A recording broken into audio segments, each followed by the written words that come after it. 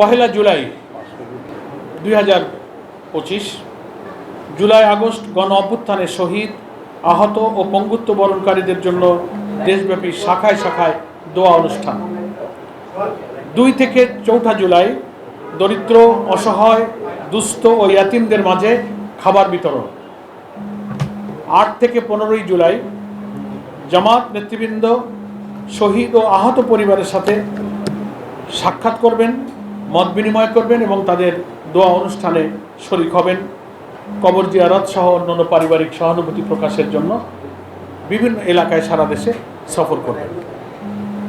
16 জুলাই ঐতিহাসিক দিন, শহীদ আবু সাইদ, যার দুঃসাহসী, মৃত্যু ভয়হীন, অকুতভয় চেতনা সারা দুনিয়াকে নাড়া দিয়েছিল। বাংলাদেশের সমস্ত মানুষ ঘর থেকে বেরিয়ে এসেছিল তার এই সাহসী জীবনদান।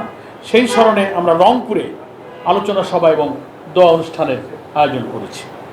19 জুলাই জামাত ঘোষিত যে 7 দফা, সেটা বাস্তবায়নের জন্যে ঐতিহাসিক সোহরাওয়ার্দী উদ্যানে আমরা জাতীয় সমাবেশের ডাক দিয়েছি। 19 জুলাই সোহরাওয়ার্দী উদ্যানে দুপুর 2টায় শুরু হবে এবং একই দিনে বাংলাদেশের ওই অভ্যুত্থানের যে 2000 প্রায় শাহাদাত বরণ ছিল তাদের পরিবার এবং গুরুতর আহতদেরকে নিয়ে একটা আয়োজিত অনুষ্ঠান হবে। সেই অনুষ্ঠানে আমাদের সম্মানিত আমির জামাত ডক্টর শফিকুর রহমান সেই অনুষ্ঠানে অংশগ্রহণ করবেন, জামাত নেতৃবৃন্দ সেখানে অংশগ্রহণ করবে।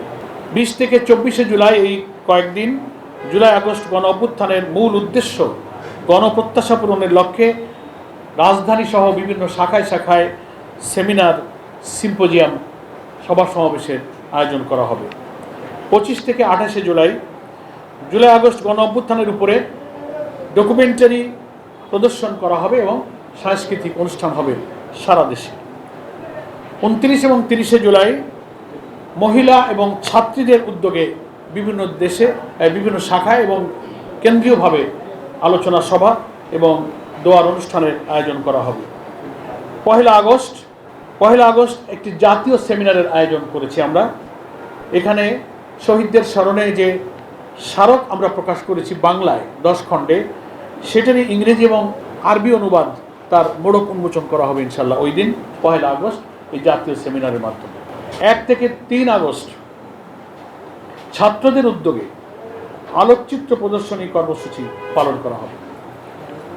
5 আগস্ট যেটা আমাদের গণ অভ্যুত্থানের ঐতিহাসিক বিজয়ের দিন, পতিত স্বৈরাচার ফ্যাসিবাদের দেশ ছেড়ে পলায়নের দিন, সেই দিন দেশব্যাপী জামাত ইসলামী গণ মিছিলের আয়োজন করবে এবং রাষ্ট্রীয় যে কর্মসূচি ঢাকায় এবং সারা দেশে শাখায় শাখায় সরকারের পক্ষ থেকে আয়োজিত হবে, সেখানেও আমাদের নেতৃবৃন্দ অংশগ্রহণ করবেন ইনশাআল্লাহ। সর্বশেষ 6 থেকে 8 আগস্ট সাংবাদিক, শিক্ষক, চিকিৎসক, আইনজীবী, প্রকৌশলী, আলেম ওলামা, ব্যবসায়ীদের, বিভিন্ন পেশাজীবীদের উদ্যোগে আমাদের আলোচনা সভা এবং দোয়ার অনুষ্ঠানের আয়োজন করা হবে। এইভাবে পহেলা জুলাই থেকে 8 আগস্ট পর্যন্ত